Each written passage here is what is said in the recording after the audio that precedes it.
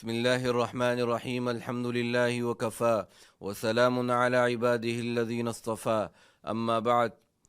حضور نبی کریم سرور دو عالم صلی اللہ علیہ وسلم نے ارشاد فرمایا، انا خاتم النبیین لا نبی بعدی، میں نبیوں کو ختم کرنے والا آخری نبی ہوں، میرے بعد کوئی نبی نہیں آئے گا۔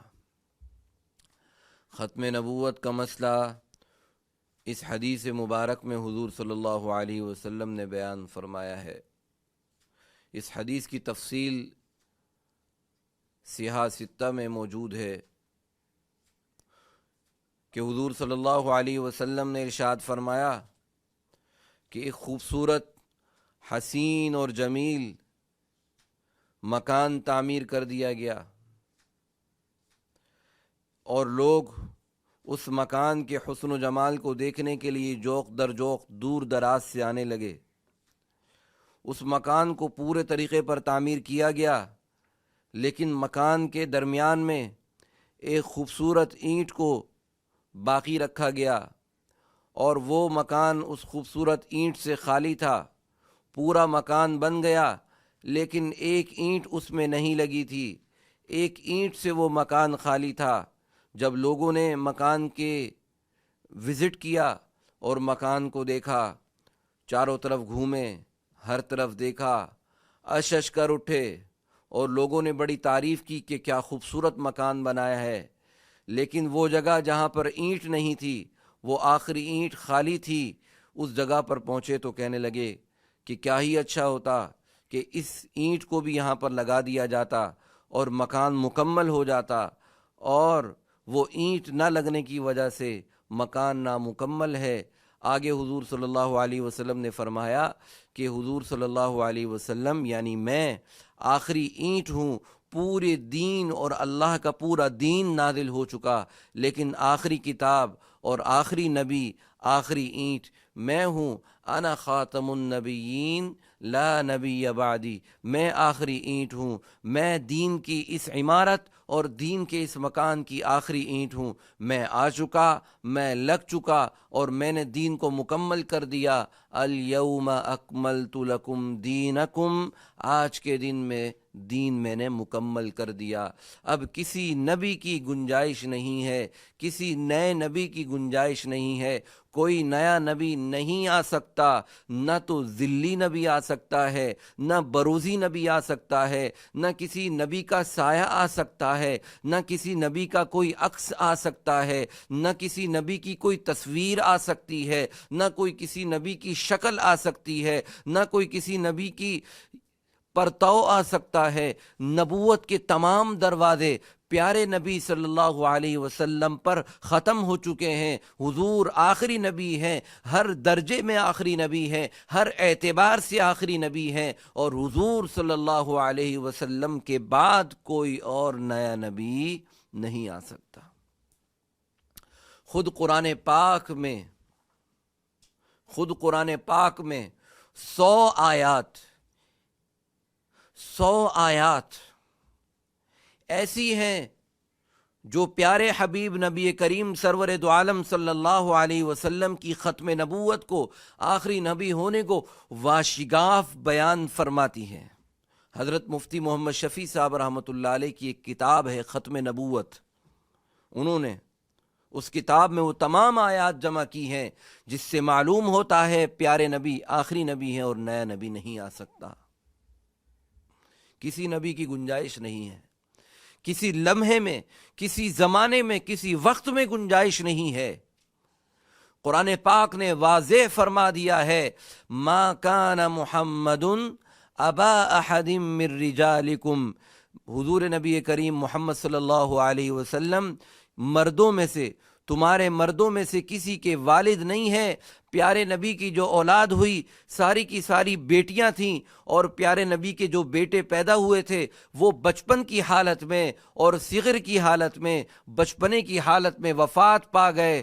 کوئی بھی بیٹا رجل نہیں بن سکتا، کوئی بھی بیٹا مرد نہیں بن سکا، اور سارے مرد بننے سے پہلے رجل کی نوبت آنے سے پہلے ہی فوت ہو گئے۔ اور اللہ نے یہ بتلا دیا، نبی کو اولاد تو دے دی، بیٹیاں بھی دے دی، اور بیٹیوں سے اللہ نے نسب کو چلا دیا. بیٹیوں سے اللہ نے آل و اولاد کا، سید کا، نسب کا سلسلہ حضور کا چلا دیا، لیکن بیٹے سے نسب کا سلسلہ نہیں چلایا. یہ بتا دیا کہ کہیں ایسا نہ ہو جیسا عرب کا معاشرے کا ایک معمول ہے کہ والد کے چلے جانے کے بعد بیٹے کو جانشین بنا دیتے ہیں. کہیں ایسا نہ ہو یہ فتنہ برپا ہونے کا کوئی احتمال اور گنجائش اور کوئی راستہ باقی رہ جائے کہ نبی صلی اللہ علیہ وسلم دنیا سے پردہ فرما گئے اور ان کے بیٹے ان کے جانشین بن گئے اور ان کو نبوت کو کوئی حصہ مل گیا. اللہ رب العزت نے یہ احتمال کا درجہ بھی باقی نہیں چھوڑا. حضور صلی اللہ علیہ وسلم کی نرینہ اولاد بیٹوں کو اللہ نے بڑے ہونے سے پہلے دنیا سے اٹھا لیا. ما کان محمد ابا احد من رجالکم ولکن رسول اللہ. پیارے نبی صلی اللہ علیہ وسلم رسول اللہ ہیں، اللہ کے رسول ہیں، اللہ کے پاکیزہ پیغمبر ہیں، اور رسول اللہ کے ساتھ ساتھ خاتم النبیین ہیں.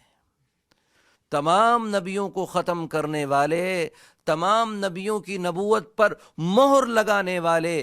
مہر لگا کر نبی نے بتا دیا کہ اب اس حضور کے بعد، میرے بعد کوئی اور نبی نہیں آ سکتا، کوئی اور نئے نبی کی گنجائش نہیں ہے. نبوت ختم ہو چکی، نبوت کے اوپر مہر لگ چکی. اب ختم نبوت کا مسئلہ یہ امت کا مسئلہ ہے، ایمان کا مسئلہ ہے اور کفر کا مسئلہ ہے. جو شخص بھی ختم نبوت کو مانتا ہے، ختم نبوت کے تقاضوں کو مانتا ہے، وہ ایمان میں داخل ہے، وہ مومن ہے، مسلمان ہے. لیکن جو ختم نبوت کا انکار کرے، کسی بھی طرح سے انکار کرے یا ختم نبوت کے دعوے دار کو مسلمان سمجھے، وہ شخص بلا شبہ لا شک فیہ وہ دائرہ اسلام سے خارج ہے، پکا ٹھکا کافر ہے. تو اس لیے ختم نبوت کا مسئلہ قرآن کی 100 آیات سے ثابت ہے. ختم نبوت کا مسئلہ 210 احادیث متواترہ سے ثابت ہے. وہ حدیثیں نہیں جو کہ غریب ہیں، جو ضعیف ہیں، جو حسن ہیں، جو صحیح ہیں، نہیں، بلکہ متواتر احادیث بتا رہا ہوں. متواتر 210 احادیث کے ذریعے سے مسئلہ ختم نبوت واضح طور پر ثابت ہو چکا. اب اس میں کوئی تعویل کی، کسی بات کے سننے کی، اس کے خلاف کسی دلیل کو سننے کی، ماننے کی گنجائش باقی نہیں رہی. حضور نبی کریم سرور دو عالم صلی اللہ علیہ وسلم نے فرمایا، تمام انبیاء کی مثال ستاروں کی ہے، چاند کی ہے. یہ تمام انبیاء ستارے اور چاند کے مانند ہیں، اور جب سورج نکل آتا ہے تو چاند کی حیثیت ختم ہو جاتی ہے، چاند غائب ہو جاتا ہے، اور سورج کے نکل آنے کے بعد چاند ستارے چلے جاتے ہیں. ایسا نہیں ہو سکتا کہ سورج آئے اور چاند بھی آ جائے، سورج آئے اور ستارے بھی آ جائیں. پیارے نبی نے بڑی پیاری مثال کے ساتھ سمجھا دیا. باقی نبی، مجھ سے پہلے آنے والے نبی ستاروں کی طرح ہیں اور چاند کی طرح ہیں، لیکن میں سورج ہوں. جب میں سورج نکل آیا تو اب چاند نہیں رہ سکتا، اب ستارے نہیں رہ سکتے. حضور صلی اللہ علیہ وسلم کی نبوت قیامت تک کے لیے ہے اور قیامت کے بعد تک کے لیے بھی ہے. حضور صلی اللہ علیہ وسلم کے بعد کوئی نبی نہیں آ سکتا، جیسے سورج کے بعد چاند نہیں آ سکتا. جب سورج نکل آئے، سورج کی روشنیوں کی توانائیوں کے سامنے چاند نہیں آ سکتا، بالکل ایسے ہی نبی صلی اللہ علیہ وسلم کے آنے کے بعد اب کوئی اور نیا نبی نہیں آ سکتا. حضور نبی کریم صلی اللہ علیہ وسلم کی نبوت کے ختم کا مسئلہ، ختم نبوت کا مسئلہ، آخری نبی ہونے کا مسئلہ اگر کوئی سمجھنا چاہتا ہے تو یہ سمجھ لے کہ حضور صلی اللہ علیہ وسلم نے اس مسئلے کی حساسیت کا اس قدر اظہار فرمایا ہے کہ جس نے حضور کے زمانے میں جس ملعون نے حضور صلی اللہ علیہ وسلم کے زمانے میں نبوت کا دعویٰ کیا تھا، نبوت میں شرکت کا دعویٰ کیا تھا، حضور کے بعد نبوت اور جانشینی کا دعویٰ کیا تھا، حضور نے صحابہ کو بھیج دیا، ان سے لڑائی کے لیے بھیج دیا، 250 سے زیادہ صحابہ شہید ہوئے، حضور نے پیارے صحابہ کی شہادتوں کو برداشت کیا، لیکن ختم نبوت کے مسئلے پر آنچ نہیں آنے دی۔ جنگ جمامہ یاد ہے، حضرت ابوبکر صدیق کا زمانہ ہے، حضرت ابوبکر صدیق رضی اللہ تعالیٰ عنہ کو اس وقت منکرین زکوٰۃ کے مسائل بھی درپیش تھے، معیشت کے مسائل بھی درپیش تھے، عیسائیوں کی طرف سے حملوں کے نرغے بھی درپیش تھے، اور یہودیوں کی تعویلات اور یہودیوں کے حملے بھی درپیش تھے، منافقین بھی موجود تھے، مرتدین بھی موجود تھے۔ لیکن ان تمام فتنوں کے باوجود، ان تمام مسائل کے باوجود حضرت ابوبکر صدیق رضی اللہ تعالیٰ عنہ پر قربان جنگ یمامہ کے اندر 12,000 صحابہ شہید ہوئے۔ 12,000 تو صرف صحابہ شہید ہوئے ہیں، صحابہ کے علاوہ اور بھی ہزاروں لوگ تابعین شہید ہوئے ہیں، شہادت کو برداشت کر لیا، صحابہ قرہ شہید ہو گئے، علماء شہید ہو گئے، لیکن ان کے خون کو بہانے کے باوجود، ان کا خون بہنے کے باوجود، حضور صلی اللہ علیہ وسلم کے پیارے صحابہ نے، حضرت ابوبکر صدیق نے ایک لمحے کے لیے بھی ختم نبوت پر کمپرومائز نہیں کیا۔ اور آج اس درس قرآن.com کے اس چینل کے توسط سے میں کہنا چاہتا ہوں کہ آج کی دنیا، یہ یورپی یونین ختم نبوت پر اور حضور صلی اللہ علیہ وسلم کی رسالت کی توہین کے آئین میں تبدیلی کی شکل میں اگر کوئی بل، کوئی آرڈر پاس کروانا چاہتی ہے تو خدا کی قسم یہ بھول ہے، پاکستان کے اندر کبھی بھی یہ موقع اور یہ وقت نہیں آ سکتا کہ ختم نبوت کے مسئلے میں یا حضور صلی اللہ علیہ وسلم کے گستاخی کرنے والے ملعونوں کی ریلیف کی شکل میں کوئی قانون سازی کی جائے گی اور علماء خاموش رہیں گے، اور پاکستان کی یہ عوام اور یہ حضور صلی اللہ علیہ وسلم پر ایمان رکھنے والے یہ عاشق اور حضور پر جان دینے والے، جان چھڑکنے والے یہ عاشقین موجود ہوں اور یہ تبدیلی کر دی جائے، یہ ہرگز نہیں ہو سکتا، انشاءاللہ نہیں ہو سکتا۔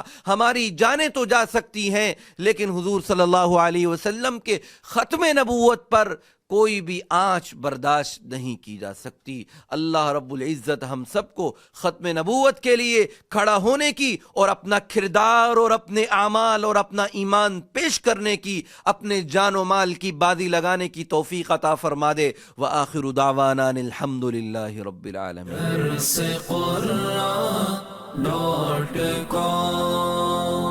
www.darsequran.com